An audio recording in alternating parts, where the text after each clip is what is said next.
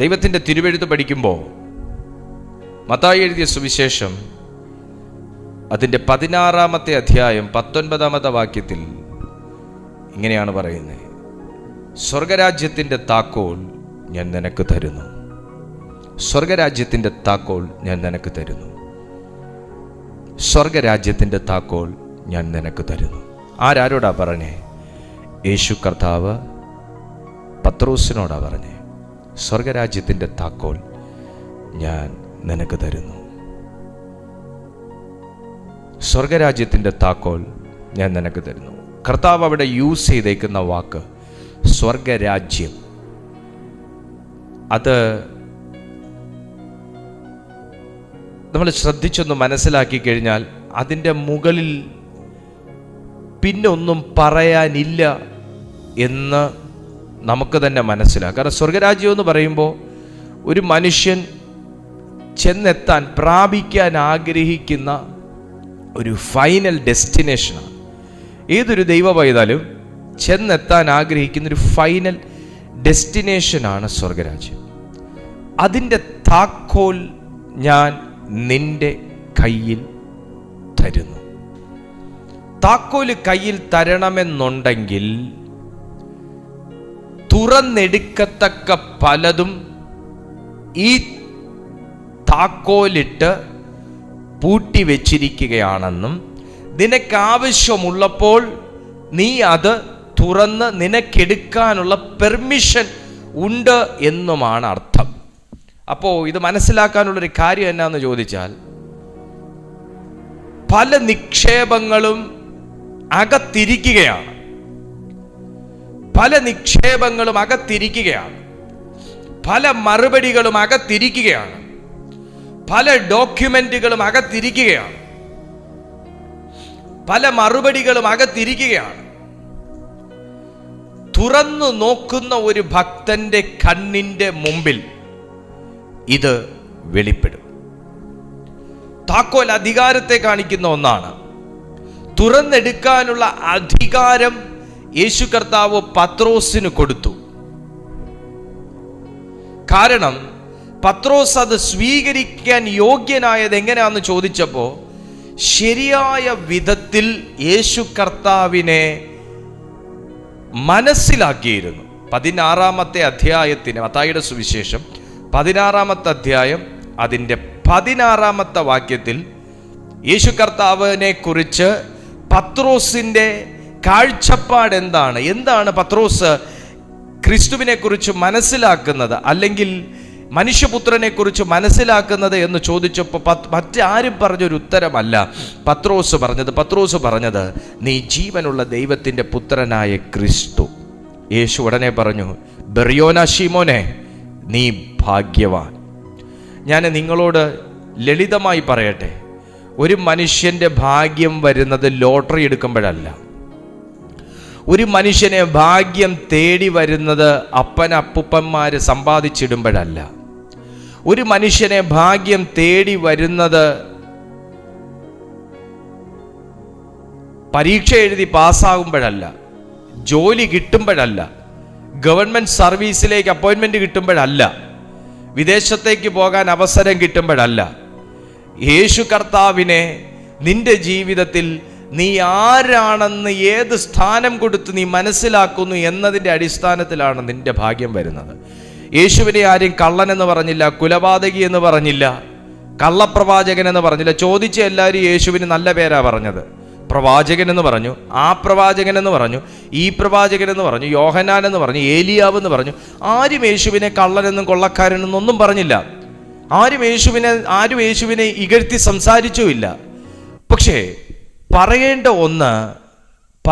ഒന്ന് സർപ്രൈസിങ് ആയിട്ട് പത്രോസിന്റെ വായിൽ നിന്ന് യേശു കേട്ടപ്പോൾ യേശു അവനെ വിധിച്ചു.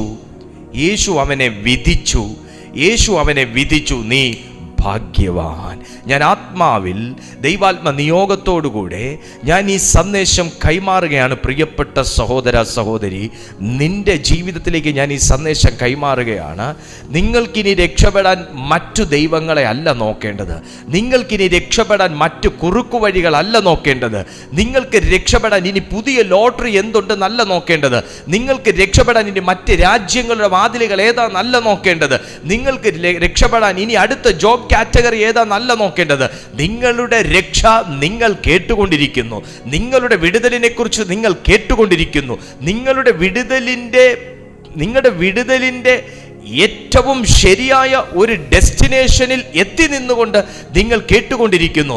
നിങ്ങൾ ശരിയായവന്റെ മുമ്പിൽ നിന്നിട്ട് നിങ്ങൾ ശരിയായ വിധത്തിൽ ഈ യേശു കർത്താവിനെ നീ മനസ്സിലാക്കുകയാണ് എങ്കിൽ നിന്റെ ജീവിതം ഭാഗ്യമുള്ളതായി തീരും. യേശു അവനോട്, ബെറിയോനാ ശിമോനെ, നീ ഭാഗ്യവാൻ, ജഡരക്തങ്ങളല്ല. അപ്പൊ മനസ്സിലാക്കിക്കോ പാസ്റ്റർ, ബൈബിൾ വായിച്ചാൽ നമുക്ക് യേശു കർത്താവിനെ മനസ്സിലാകുമോ? ഒരിക്കലുമില്ല. ബൈബിൾ വായിച്ചാൽ യേശു കർത്താവിനെ മനസ്സിലാകുന്നില്ല. നിങ്ങൾക്ക് സംശയം തോന്നി, പാസ്റ്റർ എന്താ ഈ പറയുന്നതെന്നുള്ള കാര്യത്തിൽ സംശയം. ബൈബിൾ വായിച്ചാൽ യേശുവിനെ മനസ്സിലാകത്തില്ല എന്ന് പാസ്റ്റർ എന്താ അങ്ങനെ പറഞ്ഞേ? ബൈബിൾ വായിക്കുമ്പോഴല്ല യേശുവിനെ മനസ്സിലാക്കുന്നേ. ബൈബിൾ വായിച്ചിട്ടും യേശുവിനെ മനസ്സിലാക്കാത്ത ഒത്തിരിയും പേരെ എനിക്കറിയാം. ബൈബിൾ വായിച്ചിട്ടും യേശുവിനെ മനസ്സിലാകാത്ത ഒത്തിരിയും പേരെ എനിക്കറിയാം. ബൈബിൾ വായിച്ചാലും യേശുവിനെ പിടികിട്ടാത്ത ഒത്തിരിയും പേരെ എനിക്കറിയാം. ഫിലിപ്പോസ് അതുകൊണ്ടാണ് ബൈബിളിനെ ട്രാൻസ്ലേറ്റ് ചെയ്ത് കൊടുക്കാൻ, തിരുവെഴുത്ത് എന്താണ് പറയുന്നതെന്ന് അറിയാൻ വേണ്ടി കന്തക്കയിലെ രാജ്ഞിയുടെ മേൽവിചാരകനായ ഷണ്ണന്റെ അടുത്ത് പോകേണ്ടി വന്നത്. ബൈബിൾ വായിക്കുന്ന എല്ലാവർക്കും തിരിയുന്നില്ല. ബൈബിൾ വായിക്കുന്ന എല്ലാവർക്കും യേശുവിനെ മനസ്സിലാകുന്നില്ല. രാഷ്ട്രീയക്കാർ ബൈബിൾ വായിച്ചിട്ടുണ്ട്, പക്ഷെ അവരെല്ലാവരും യേശുവിനെ അംഗീകരിക്കുന്നില്ല. യേശു ഒരു ദേവനാണെന്ന് പറയുന്നവരുണ്ട്,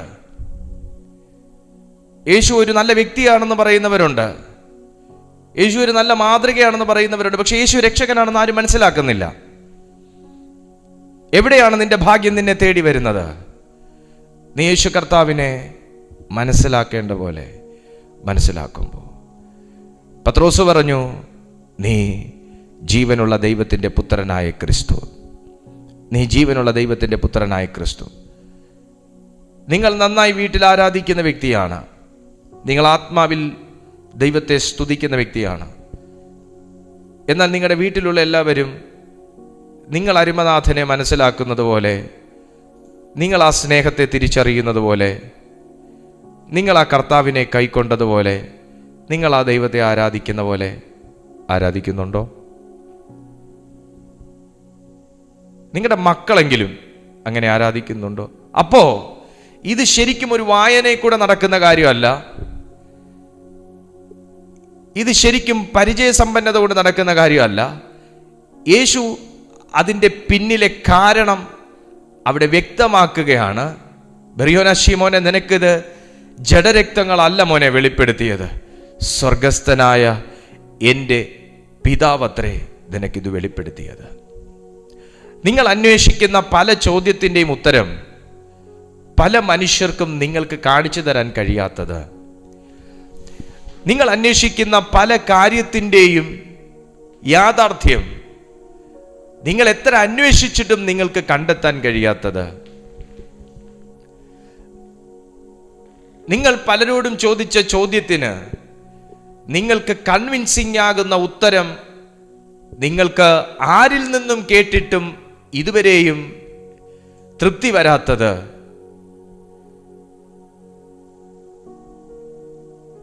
വെളിപ്പെടേണ്ടവനിൽ നിന്ന് നിന്റെ ജീവിതത്തിൽ ഇതുവരെ വെളിപ്പെട്ട് കിട്ടാത്തത് കൊണ്ടാണ്.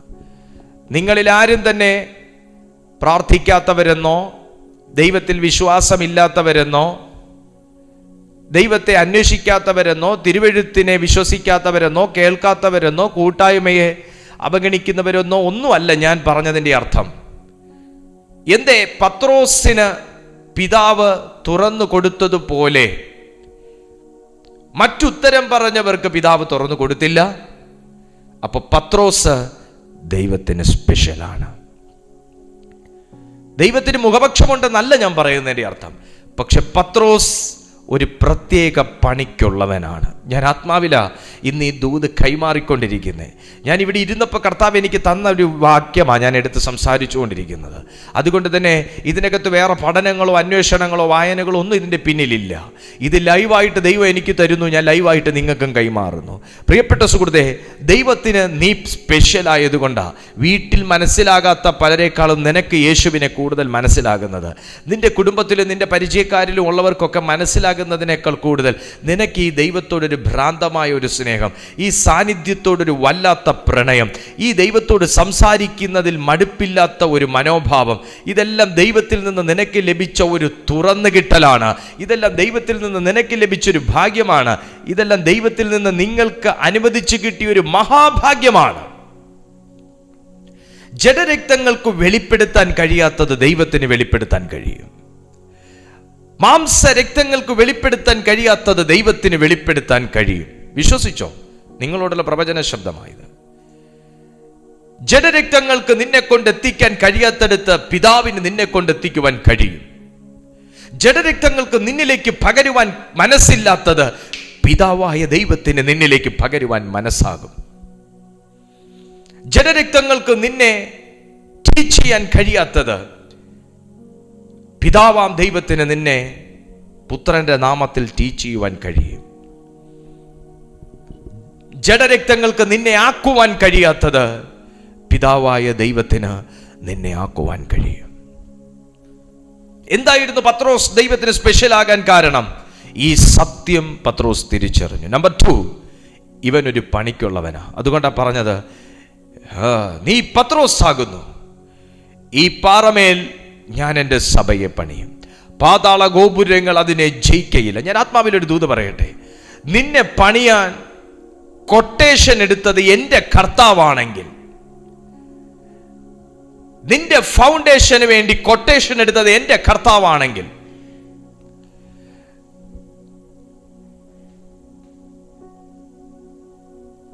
നിന്റെ രൂപവും പേരും മാറ്റാൻ തീരുമാനിച്ചത് എൻ്റെ ദൈവമാണെങ്കിൽ, ഇനി ആ പണിയെ തടയാൻ ആർക്കും പറ്റത്തില്ല എന്ന് മാത്രമല്ല, പണിത് താക്കോല് നിന്റെ കയ്യിൽ തന്നെ ഏൽപ്പിക്കുകയും ചെയ്യും.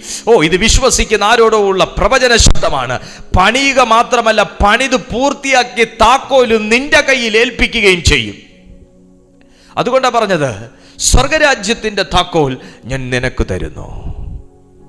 സഹോദര, ഞാൻ ആത്മാവിൽ ഈ പ്രവചന ശബ്ദം കൈമാറിക്കൊണ്ടിരിക്കുമ്പോൾ ഇന്ന് പലതിൻ്റെയും ഉത്തരമില്ലായ്മയുടെയും പലതിൻ്റെയും സംശയത്തിൽ നിങ്ങൾ നിൽക്കുമ്പോൾ നീ ഒന്ന് ശരിയായ നിലയിൽ നോക്കുക മാത്രമേ വേണ്ടൂ. അധികാരത്തിൻ്റെ താക്കോൽ കർത്താവ് നിന്റെ കയ്യിൽ തന്നിരിക്കുന്നു. നീ ഒന്ന് കയറേണ്ട സ്ഥലത്ത് കയറി തുറക്കേണ്ടതിനെ നീ ഒന്ന് തുറന്നാൽ മാത്രം മതി. എൻ്റെ കയ്യിലൊരു താക്കോലിരിക്കുന്നു, അതൊരു വീടിൻ്റെതുമാണ്. പക്ഷെ ഞാൻ മറ്റൊരു വീടിൻ്റെ ഡോറിൽ ചെന്ന് ഈ താക്കോലിട്ട് അത് തുറന്നു വരുമോ? ഇല്ല. ഞാൻ തുറക്കേണ്ടടുത്ത് തുറക്കണം.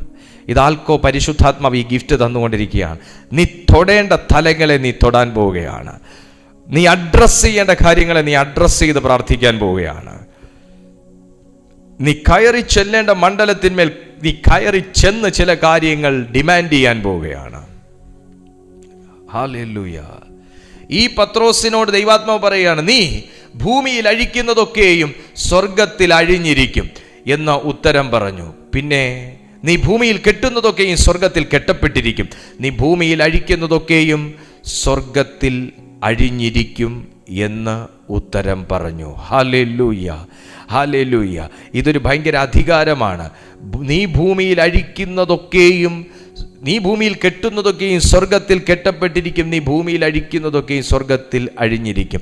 ഇതേ പത്രോസ് അപ്പോസ്തല പ്രവർത്തികൾ 2-ാമത്തെ അധ്യായത്തിലേക്ക് വന്ന് ഇവർ ഒരുമിച്ച് പ്രാർത്ഥിച്ചു കൊണ്ടിരുന്ന സമയത്ത് പരിശുദ്ധാത്മാവ് അവരുടെ മേൽ വന്ന് ഇവരെല്ലാവരും വ്യത്യസ്തമായ ഭാഷകളിൽ സംസാരിക്കുന്നത് കേട്ട് ചോദ്യം ചെയ്തവരോട് 14-ാമത്തെ വാക്യത്തിൽ കൂടിയിരുന്ന പലരും അവിടെ ഇരിപ്പ് പിടിച്ചപ്പോൾ ദൈവം തട്ടി എഴുന്നേൽപ്പിച്ചത് ഈ പത്രോസിനെയാണ്. 12 വാക്യം, അപ്പോസ്തല പ്രവൃത്തികൾ 2:12 വാക്യം നമുക്ക് ഇങ്ങനെ കാണാം. എല്ലാവരും ഭ്രമിച്ചു ചഞ്ചലിച്ചു, ഇതെന്തായിരിക്കും എന്ന് തമ്മിൽ പറഞ്ഞു. ഞാൻ ആത്മാവിൽ പറയുക, ദൈവാത്മാവിൽ ഞാൻ സംസാരിക്കുക. പലർക്കും നിന്റെ ഭാഷ ഇതെന്തായിരിക്കും എന്നുള്ള ചിന്ത കാണും. പലർക്കും നിന്റെ ആരാധന ഇതെന്തൊരാരാധന എന്ന് ചിന്ത കാണും. പലർക്കും നിങ്ങളുടെ രീതി ഇതെന്താ ഇങ്ങനെ എന്ന് ചിന്ത കാണും. ഇത് തന്നെയായിരുന്നു വീഞ്ഞു കുടിച്ചവരെന്നും ലഹരി പിടിച്ചവരെന്നും ഒക്കെ അപ്പോസ്തലന്മാരെ പരിഹസിച്ചപ്പോൾ, കളിയാക്കിയപ്പോൾ അവർക്കും തോന്നിയത് ഇതെന്താ വട്ട്, ഇതെന്തൊരു വട്ടാ, ഇതെന്തൊരു ഭാഷ. ഇതൊക്കെ അവരും പറഞ്ഞു. ഇവർ പുതുവീഞ്ഞു കുടിച്ചു എന്ന് പറഞ്ഞു. പക്ഷേ എല്ലാവരും ഭയപ്പെട്ടിരുന്നപ്പോൾ കർത്താവ് താക്കോല് കൈ കൊടുത്ത പത്രോസ് എഴുന്നേറ്റു. ഞാൻ ആത്മാവിൽ ദൂത് പറയുകയാണ്. പലർക്കും ഉത്തരം കിട്ടാത്ത സ്ഥാനത്ത് ദൈവാത്മാവിൽ ആരാധിക്കുന്ന നിനക്ക് ഉത്തരം മുട്ടത്തില്ല. ആമേൻ പറ. പലർക്കും ഉത്തരം മുട്ടുന്ന സ്ഥാനത്ത് ദൈവാത്മാവുള്ള നിനക്ക് ഉത്തരം മുട്ടത്തില്ല. പലരും പറയാൻ മടിക്കുന്ന ഇടത്ത് ദൈവം പറയാൻ നിന്നെ ആ സെക്കൻഡിൽ എഴുന്നേൽപ്പിക്കും. 14 വാക്യത്തിൽ, അപ്പോൾ പത്രോസ് 11 പേരോടുകൂടെ നിന്നുകൊണ്ട് ഉറക്കെ അവരോട് പറഞ്ഞത്, യഹൂദ പുരുഷന്മാരും യെരുശലേമിൽ പാർക്കുന്ന എല്ലാവരുമായുള്ളവരെ, നിങ്ങൾ അറിഞ്ഞിരിക്കട്ടെ, എൻ്റെ വാക്ക് ശ്രദ്ധിച്ചുകൊള്ളുവിൻ. നിങ്ങൾ ഊഹിക്കുന്നത് പോലെ ഇവർ ലഹരി പിടിച്ചവരല്ല. പകൽ 3 മണി നേരമേ ആയിട്ടുള്ളുവല്ലോ. ഇത് യോവേൽ പ്രവാചകൻ മുഖാന്തരം അരുളി ചെയ്തതത്രേ. അതെന്തെന്നാൽ, അന്ത്യകാലത്ത് ഞാൻ സകല ജഡത്തിന്മേലും എൻ്റെ ആത്മാവിനെ പകരും. നിങ്ങളുടെ പുത്രന്മാരും പുത്രിമാരും പ്രവചിക്കും. നിങ്ങളുടെ യൗവനക്കാർ ദർശനങ്ങൾ ദർശിക്കും.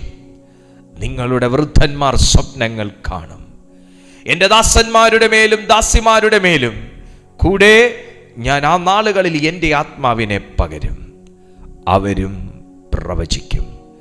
ഞാൻ മീതെ ആകാശത്തിൽ അത്ഭുതങ്ങളും താഴെ ഭൂമിയിൽ അടയാളങ്ങളും കാണിക്കും. രക്തവും തീയും പുകയാവിയും തന്നെ. കർത്താവിൻ്റെ വലുതും പ്രസിദ്ധവുമായ നാൾ വരും മുമ്പേ സൂര്യൻ ഇരുളായും ചന്ദ്രൻ രക്തമായും മാറിപ്പോകും. എന്നാൽ കർത്താവിൻ്റെ നാമം വിളിച്ചപേക്ഷിക്കുന്നവനേവനും രക്ഷിക്കപ്പെടും എന്ന് ദൈവം അരുളി ചെയ്യുന്നു. ഇസ്രായേൽ പുരുഷന്മാരെ, ഈ വചനം കേട്ടുകൊള്ളുവിൻ.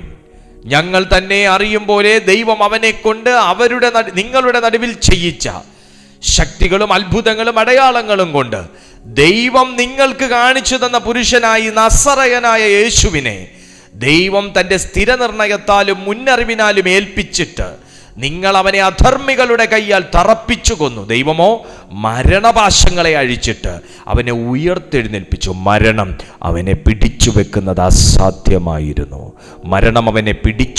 അസാധ്യമായിരുന്നു. ഇന്ന് ഈ ദൈവവചനം വളരെ പ്രാർത്ഥനയോട് ഹൃദയം കൊണ്ട് ഏറ്റെടുക്കുന്നവരോട് ഞാൻ ഇത് പ്രവചിച്ച് സംസാരിക്കുകയാണ്. ദൈവം പിടിച്ചവനെ മരണം പിടിക്കുന്നത് പാടാ. ദൈവം പിടിച്ച കുടുംബത്തെ മരണം പിടിക്കുന്നത് പാടാ. ദൈവം താക്കോല് കൊടുത്തിരിക്കുന്നവനെ മരണം പിടിക്കുന്നത് പാടാ. മരണത്തിന് അവനെ പിടിച്ചു വയ്ക്കുക അസാധ്യമായിരുന്നു. യേശുവിൻ്റെ നാമത്തിൽ ഇത് യോവേൽ പ്രവാചകൻ പറഞ്ഞ കാലം, ഇത് യോവേൽ പ്രവാചകൻ പ്രവചിച്ച കാലം, അന്ത്യകാലത്ത് ദൈവം ആത്മാവിനെ തൻ്റെ ജനത്തിൻ്റെ മേൽ പകരുന്ന കാലം. ഇന്ന് പരിശുദ്ധാത്മാവിനെ കൊതിക്കുന്ന ഒരു വ്യക്തിയാണോ നിങ്ങൾ അന്യഭാഷയിൽ ആരാധിക്കാൻ കൊതിക്കുന്ന ഒരു വ്യക്തിയാണോ? നിങ്ങൾ ദൈവകൃപയിൽ ആരാധിക്കാൻ ആഗ്രഹിക്കുന്ന ഒരു വ്യക്തിയാണോ? ഇപ്പോൾ പരിശുദ്ധാത്മാവ് നിന്റെ മേൽ വന്നാൽ നീയും ചിലതിനെ കെട്ടുന്നവനും അഴിക്കുന്നവനുമാക്കി ദൈവം മാറ്റും. നീയും ഭൂമിയിലേതല്ലാത്ത സ്വർഗീയ ഭാഷകളിൽ ആരാധിക്കാൻ തുടങ്ങും. നീയും ദർശനങ്ങളെ ദർശിക്കാൻ തുടങ്ങും. നീയും കാഴ്ചകളെ കാണാൻ തുടങ്ങും. നീയും വെളിപ്പാടുകളെ പ്രവചിക്കുവാൻ, വെളിപ്പാടുകളെ കാണുവാൻ, പറയുവാൻ, എഴുതുവാൻ തുടങ്ങും. യേശു ക്രിസ്തുവിന്റെ നാമത്തിൽ നിന്റെ പേരും ഭാഗ്യവാൻ എന്ന ഒരു പേരായി മാറും. വിശ്വസിക്കുന്നവർ എന്നോടുകൂടെ ചേർന്ന് ദൈവത്തെ മഹത്വപ്പെടുത്തിക്കൊണ്ടിരുന്നാട്ടെ. ഇത് യോവേൽ പ്രവാചകൻ പറഞ്ഞ കാലം. പകൽ 3 മണി നേരമായപ്പോൾ തന്നെ ജനത്തിന്റെ മേൽ പരിശുദ്ധാത്മാവ് വന്നതുപോലെ യേശുവിന്റെ നാമത്തിൽ ഇന്ന് രാത്രിയിൽ ഇതിനകത്ത് കൊതിയോടെ ആരാധിക്കുന്ന ചിലതിന്റെ മേൽ ദൈവശക്തി വ്യാപരിച്ചു തുടങ്ങുകയാണ്. പരിശുദ്ധാത്മശക്തി വ്യാപരിച്ചു തുടങ്ങുകയാണ്. കൊതിയോടെ ആരാധിക്കുന്നവരുടെ മേൽ പരിശുദ്ധാത്മശക്തി വ്യാപരിക്കുകയാണ്. യേശുവിന്റെ അധികാരമുള്ള നാമത്തിൽ ഞാൻ ആ ദൈവശക്തി റിലീസ് ചെയ്യുന്നു. Yes, in the name of Jesus. ആ ദൈവശക്തി ഞാൻ റിലീസ് ചെയ്യുന്നു. കൊതിക്കുന്നവനെ ഈ ശക്തി തൊടട്ടെ, കൊതിക്കുന്നവനെ ഈ ശക്തി തൊടട്ടെ, ആരാധിക്കാൻ കൊതിക്കുന്നവനെ ഈ ശക്തി തൊടട്ടെ, ദൈവത്തെ അറിയുവാൻ ആഗ്രഹിക്കുന്നവനെ ഈ ശക്തി തൊടട്ടെ, പരിശുദ്ധാത്മാവ് എന്ത് എന്ന് അറിയുവാൻ ആഗ്രഹിക്കുന്നവനെ ഈ ശക്തി തൊടട്ടെ, ഒരു മാറ്റം എൻ്റെ ജീവിതത്തിൽ വേണമെന്ന് ആഗ്രഹിക്കുന്നവനെ ഈ ശക്തി തൊടട്ടെ, തൊടട്ടെ, തൊടട്ടെ.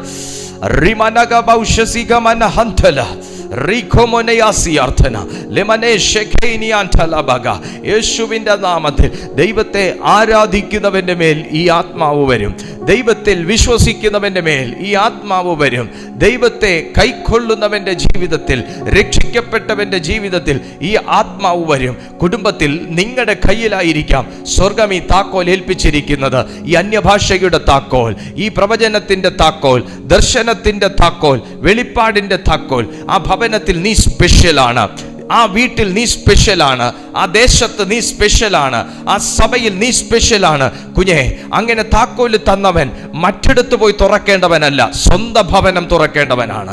സ്വന്തം ഭവനം തുറക്കേണ്ടവനാണ്. താക്കോല് കയ്യിലുണ്ടെന്ന് പറഞ്ഞ് എല്ലാ വീടുകളും കയറി തുറക്കാൻ പറ്റത്തില്ല.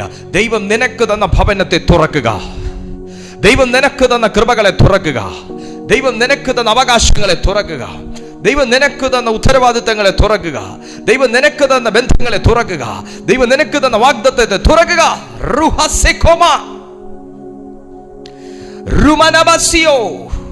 ഞാൻ യേശുവിന്റെ നാമത്തിൽ എന്റെ വാഗ്ദത്തത്തെ ദൈവം തന്ന താക്കോൽ ഉപയോഗിച്ച് തുറക്കുകയാണ്.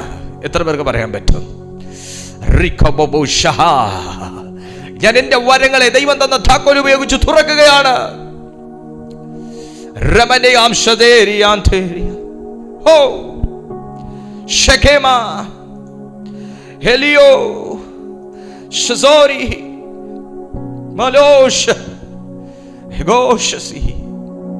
ഒരസാധാരണമായ ദൈവശക്തി മൂവ് ചെയ്യുന്നു, ആഴമേറിയ പരിശുദ്ധാത്മശക്തി മൂവ് ചെയ്യുന്നു. അതേ കുഞ്ഞെ, കർത്താവിനെ പറയേണ്ട പോലെ പത്രോസ് ഏറ്റ് സാക്ഷീകരിച്ചപ്പോ പത്രോസിനോട് യേശു പറഞ്ഞു, ബെറിയോന ശീമോനെ, നീ ഭാഗ്യവാൻ. ദൈവം നിന്റെ ജീവിതത്തെ ഭാഗ്യമുള്ളതാക്കി തീർക്കാൻ ഒരു സെക്കൻഡ് തികച്ചു വേണ്ട. നീ ദൈവത്തെ ശരിക്കും അറിഞ്ഞ് ആരാധിക്കുന്നെന്ന് ദൈവത്തിനൊന്ന് തോന്നിയാൽ മതി. നീ ശരിക്ക് ദൈവത്തെ തന്നെയാ സ്നേഹിക്കുന്നെന്ന് കർത്താവിനൊന്ന് തോന്നിയാൽ മതി. നിന്റെ ആരാധന വെള്ളത്തിന്മേലുള്ള ആരാധനയല്ലെന്നും നിന്റെ ആരാധന മനസ്സുകൊണ്ടുള്ള ആരാധനയാണ്. കനാന്യ സ്ത്രീ യേശുവിൻ്റെ അടുത്ത് വന്നിട്ട് മക്കൾക്കുള്ള അപ്പം നായ്ക്കുട്ടികൾക്ക് ഇട്ടുകൊടുക്കത്തില്ലെന്ന് യേശു കടുംബാക്ക് പറഞ്ഞപ്പോൾ ആ സ്ത്രീ എന്നാ യേശുവിനോട് പറഞ്ഞെന്നറിയാവോ? യജമാനനെ, മക്കൾക്കുള്ള അപ്പം ഒന്നും എനിക്ക് വേണ്ട, പക്ഷേ നായ്ക്കുട്ടികൾ മേശയുടെ പുറത്തുനിന്ന് വീഴുന്ന അപ്പം നുറുക്കുകൾ കഴിച്ചും ജീവിക്കുന്നു എന്ന് യേശുവിനോട് പറഞ്ഞു. യേശുവിൻ്റെ ഉത്തരം മുട്ടിച്ചു എന്ന് വേണമെങ്കിൽ പറയാം. ആ സ്ത്രീ അപ്പത്തിന് വന്നവളല്ല എന്ന് യേശുവിന് ബോധ്യപ്പെട്ടു. ഈ സ്ത്രീ അറിഞ്ഞുള്ള വരവാന്ന് യേശുവിന് ബോധ്യപ്പെട്ടു. ഈ സ്ത്രീ ഹൃദയം സമർപ്പിച്ചുള്ള വരവാന്ന് യേശുവിന് ബോധ്യപ്പെട്ടു. ഇവൾക്കൊരു മനസ്സുണ്ടെന്ന് യേശുവിന് ബോധ്യപ്പെട്ടു. ഇവൾക്കൊരു ഹൃദയമുണ്ടെന്നും വിശ്വാസമുണ്ടെന്ന് യേശുവിന് ബോധ്യപ്പെട്ടു. ഒരു സെക്കൻഡ് തികച്ചു വന്നില്ല, അവളുടെ ജീവിതം മാറി, അവളുടെ ജീവിതം മാറി, അവളുടെ വിധി മാറി, അവളുടെ ലൈഫ് മാറി.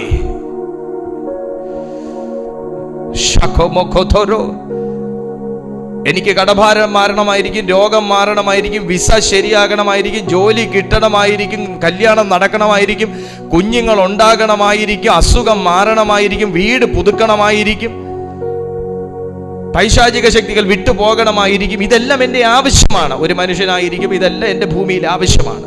പക്ഷേ എൻ്റെ ആരാധന അതിനു വേണ്ടിയിട്ടുള്ളതല്ല. എൻ്റെ ആരാധന അതിനു വേണ്ടിയിട്ടുള്ളതല്ല. എൻ്റെ വിശ്വാസം യേശുവിലാണ്, എൻ്റെ ആരാധന യേശുവിലാണ്, എൻ്റെ ആഗ്രഹം യേശുവിലാണ്. അതോടുകൂടെ എനിക്കിതൊക്കെയും സംഭവിച്ചുമിരിക്കും.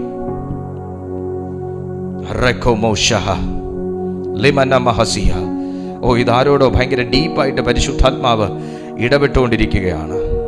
ഏതോ കുടുംബത്തോട് പരിശുദ്ധാത്മാവ് വളരെ ഡീപ്പായിട്ട് സംസാരിച്ചു കൊണ്ടിരിക്കുകയാണ്. ഏതൊക്കെയോ വ്യക്തികളിലേക്ക് ഈ ദൈവശബ്ദം തുളച്ചിറങ്ങിക്കൊണ്ടിരിക്കുകയാണ്. ഒരു സെക്കൻഡ് തികച്ചു വേണ്ട. കനാന്യ സ്ത്രീ യേശുവിൽ നിന്ന് ലീഗലി വിടുതൽ മേടിച്ചുകൊണ്ട് പോയവളാ.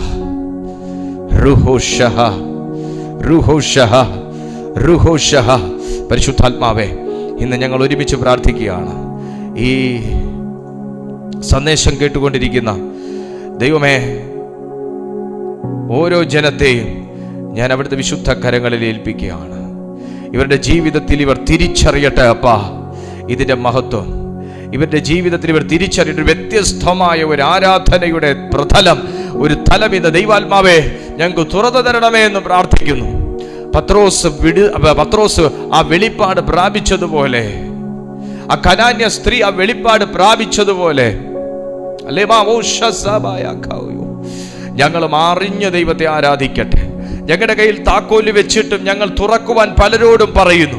പക്ഷെ ഞങ്ങൾ അതൊന്ന് തുറന്നെടുക്കുന്ന ഒരു തലത്തിലേക്ക്, അവബോധത്തിലേക്ക് ഞങ്ങളൊന്ന് കയറട്ടെ പപ്പ. ഹോ പരിശുദ്ധാത്മാവേ,